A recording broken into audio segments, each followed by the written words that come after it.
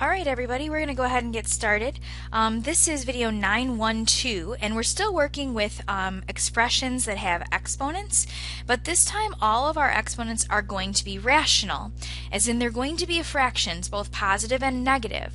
We will apply the same properties that we did when we had integer exponents, and we're going to start with a review of those properties. So, as I said, they're the same properties when we had whole numbers or positive and negative, so our integers, but a review of them before we try them with fraction exponents, our rational exponents. So zero exponent property is any base with an exponent of 0 is 1. A multiplication property says that if I take a base with an exponent and I have another base with another exponent, that I would I would add those together. It's called the multiplication property because the operation I'm using is multiplication. But with the exponents, we add them. Our power property is when you take a base, raise it to a power, and then raise that to another power. Let's go with k. That I would multiply those and get a to the n times k power. So here's when we multiply the exponents. But power to a power is that property. Our negative exponent property is any base with a negative exponent becomes 1 over that. This also applies if I had a larger exponent like 6, that it would become 1 over a to the 6th power. The division property is when I have a quotient. So multiplication has an operation of multiplication, division has the operation of division. So a to the n over a to the c would become a to the n minus c. Alright, so we're going to try 5 examples that involve these properties, but all of my exponents are going to be rational. That is, they're going to be fractions. You may want to have a calculator. I'm happy to let you use a calculator to add and multiply and subtract these exponents rather than using the operations of fractions where we would have to find common denominators quite frequently.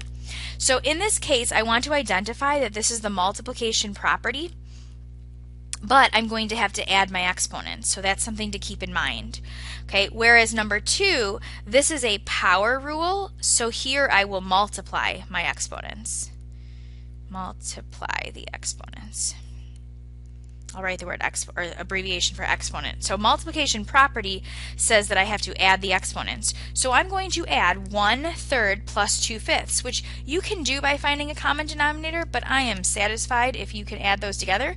Your answer should be a rational number rather than a decimal. I'd rather you write it as a fraction so that it's exact. So this is p, and I got 11 over 15 when I added 1/3 plus 2/5. So this is my result. The next one, here I'm going to be distributing this, but I will multiply it, so it's going to be p to the 5/3 times 1/2 power and m to the 4 times 1/2 power.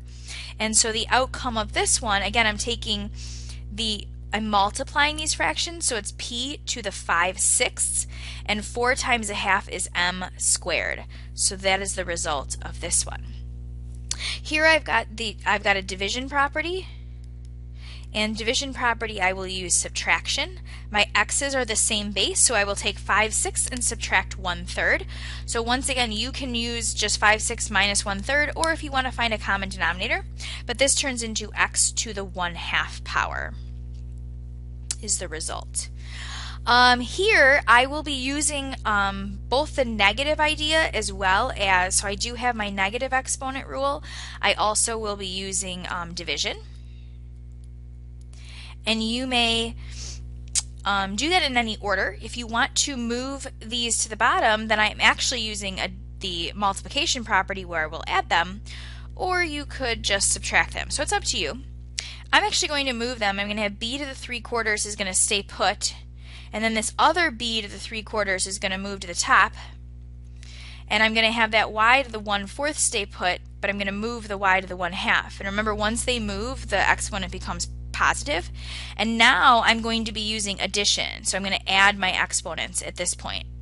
So that's going to become, it looks like 6/4, which you can reduce. So b to the 6/4 is the 3/2 power over y to the 3/4. When you add 1/2 and 1/4, you get 3/4. And that's where we will leave it. So that's it. And let's take a look at the last one. Here I've got a power property right here where I will multiply these exponents, but eventually I will have to move these to the top and then I will use addition. Oh, but wait, when I multiply these, they're going to be negative. So let's take a look. When you multiply this here, so -3 times 2/3 becomes -2. So I have m to the -2nd power over m to the -7/2 power. So a couple things could happen. I could move them and make them both positive, which would look like this, m to the 7/2 over m squared. And then I could subtract 7/2 minus 2, or I could have done -2 minus a -7/2. So lots of different options. In whichever way you approach it, you should get the same thing. Well, you should get the same thing if you did it correctly. So it turns out to be m to the 3/2 when I finish. Okay, so take a look at these again before you put this away for the day, and make sure that you know which properties you're using and how you're supposed to handle them, whether you're supposed to add the exponents together or multiply them or subtract them. When do you move them? Because dealing with fractions, you have the access to your calculator, so you really just have to know the properties here. All right, great job, you guys.